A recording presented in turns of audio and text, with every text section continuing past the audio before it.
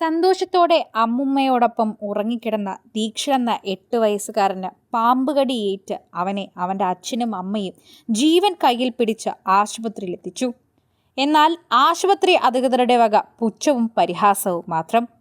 മൂങ്ങ വല്ലതും കടിച്ചതാണോ എന്ന് ചോദിച്ചത് മാത്രമല്ല, യാതൊരു പരിഗണന പോലും കൊടുത്തില്ല എന്നതാണ് ഇപ്പോൾ എല്ലാവർക്കുമുള്ള പരാതി.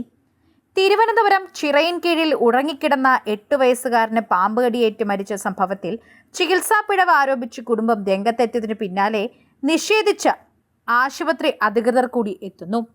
ചിറയിൻകീഴ് താലൂക്ക് ആശുപത്രി അധികൃതരുടെ ഭാഗത്തുണ്ടായ അനാസ്ഥയാണ് മകൻ ദീക്ഷലിന്റെ ജീവൻ കവർന്നതെന്ന് പിതാവ് ദിലീപ് ആരോപിക്കുന്നു. എന്നാൽ ചികിത്സയിൽ വീഴ്ച സംഭവിച്ചിട്ടില്ലെന്ന വിശദീകരണവുമായി ആശുപത്രിയും എത്തുന്നുണ്ട്. സംഭവത്തിൽ ജില്ലാ മെഡിക്കൽ ഓഫീസർ റിപ്പോർട്ട് തേടിയതിനെ തുടർന്ന് താലൂക്ക് ആശുപത്രി സൂപ്രണ്ട് വിശദീകരണം നടത്തി. രക്തപരിശോധനയിൽ പാമ്പുകടിയേറ്റ ലക്ഷണങ്ങൾ കണ്ടെത്താൻ കഴിഞ്ഞിരുന്നില്ലെന്ന ആശുപത്രി ആവശ്യത്തിന് ആന്റിവെനം സ്റ്റോക്ക് ഉണ്ടായിരുന്നു എന്നുമാണ് സൂപ്രണ്ടിന്റെ വാദം. കുട്ടിയുടെ ആരോഗ്യനില മോശമാകുന്നത് കണ്ടപ്പോഴാണ് മെഡിക്കൽ കോളേജിലേക്ക് റെഫർ ചെയ്തത് റിപ്പോർട്ടിൽ പറയുന്നു. എന്നാൽ മെഡിക്കൽ കോളേജിലേക്കുള്ള യാത്രയ്ക്കിടെ തന്നെയാണ് കുട്ടിയുടെ ജീവൻ നഷ്ടമാകുന്നത്.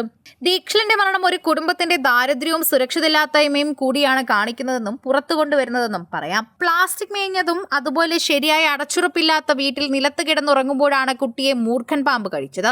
സുരക്ഷിതമായ വീടിനായി ലൈഫ് പദ്ധതിയിൽ അപേക്ഷ നൽകിയിരുന്നുവെങ്കിലും ഇതുവരെ ലഭ്യമായിട്ടില്ലെന്ന് ദിലീപ് പറഞ്ഞു. കെട്ടുറപ്പുള്ള ഒരു വീടുണ്ടായിട്ടും തന്റെ മകൻ ഇത് ജീവനോട് ഇരിക്കുമായിരുന്നുവെന്നാണ് പറയുന്നത്.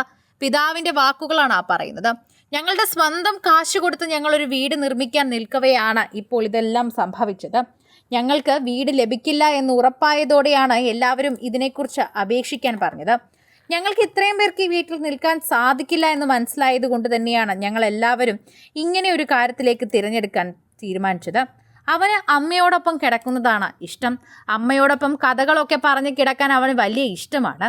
അതെപ്പോഴും അങ്ങനെ തന്നെ ചെയ്യാറുമുണ്ട്.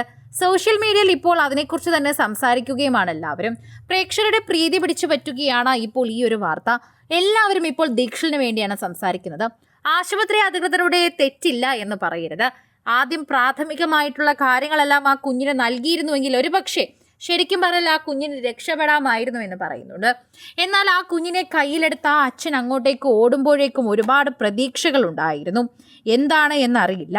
നാട്ടുകാരെല്ലാവരും പരതിയപ്പോൾ ആ വീടിനുള്ളിൽ നിന്ന് പാമ്പിനെ ലഭിച്ചു എന്ന് പറയുന്നു. അതിൻ്റെ ഉറപ്പിൽ തന്നെയാണ് അവർ അവിടെ നിന്നതും. അതുകൊണ്ടാണ് അവർ അതിനെക്കുറിച്ച് സംസാരിച്ചതും.